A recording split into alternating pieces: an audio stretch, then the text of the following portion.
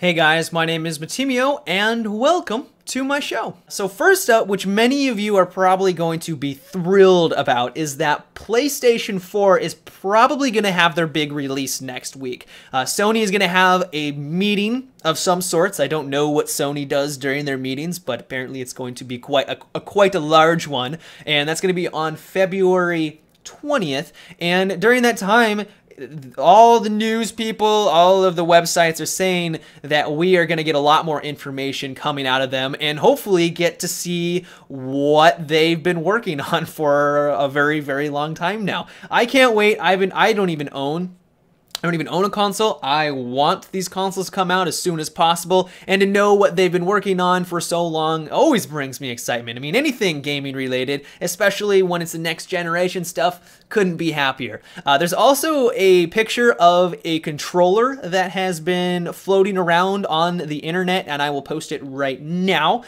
Some people aren't exactly thrilled if this is what the PlayStation 4's controller is going to look like, but I personally think it looks fine. I like the fact that it's got some nice concave analog sticks, which make it easier to makes it so that you don't slip as much. I remember on my PlayStation 2, my fingers would slip all over the place. And also they have kind of, it looks like maybe a touchpad mini screen. I guess it's not as large as the Wii U. I always want to say Wii 2 for some dumb reason, but for the Wii U, it's not as large as that by any means, but maybe it'll let you kind of select things faster. Maybe if you want to go your pictures, you want to go to a different menu. I don't know. They're probably going to integrate it somehow into the system to make it work. But like I said, this is a rumor. It could be a prototype. It could be nothing related to the PlayStation 4. But hopefully next week we will get to see exactly what everything looks like.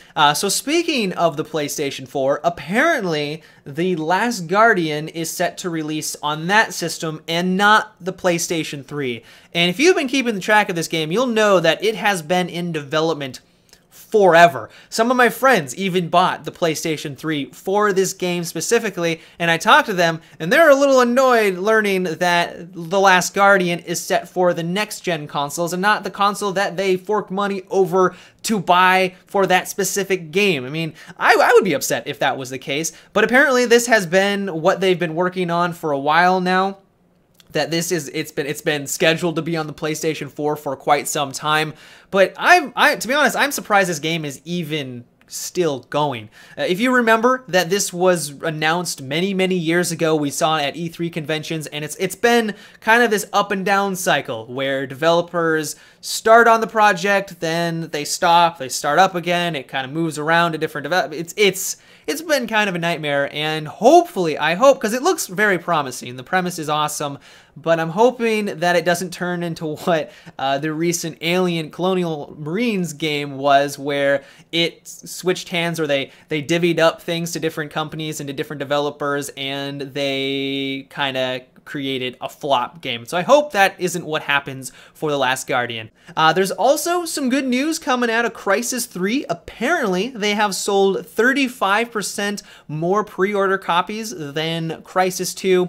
And for me, that makes complete sense. I mean, the amount of marketing I've seen for this game is off the charts. Every time I turn on a YouTube video, every time I search for Crysis, there's a new trailer coming out of it. The amount of media flowing around this game is pretty large. I see it always in news articles, always a new trailer, everything Crysis. So the fact that they are selling more, they've sold more pre-orders, doesn't really come as a surprise, but I'm also excited for this game. I didn't even need all of the hype. I think hype is important to get a game going, and hopefully it is going to be successful, but hype doesn't make it a good game. And I'm hoping that Crysis 3 is, because it seems like they are going back to the roots. If you remember in Crysis 1 that it was more of a sandbox, you could kind of run all over the place, you could do what you want, you could kill your enemies any way you could think of, and that really wasn't the case in the second one. The second one was a lot more linear. I mean, sure, they kind of gave you different routes and avenues, but it was nowhere near the sandboxiness that it was for the first one. So I'm hoping, and what we've seen so far for the third, Crysis 3, is that it looks a lot more sandbox-ish. We're still going to be in New York City, so there's going to be buildings, and you're not going to be able to just, pass through them, or you're not going to be able to jump on top of them by any means. But hopefully there's going to be more room for us to move around, more sandboxiness that I know and love from the franchise. But that's about it for today's show, guys. I hope you enjoyed. I would love to know what you guys thought about these stories. Are you guys excited that The Last Guardian is still in development, or are you a little disappointed that it's not going to be on the PS3? And are you excited for more information about the PlayStation 4? Let me know down below in the comment section. But until next time, guys, have a good one and take it easy.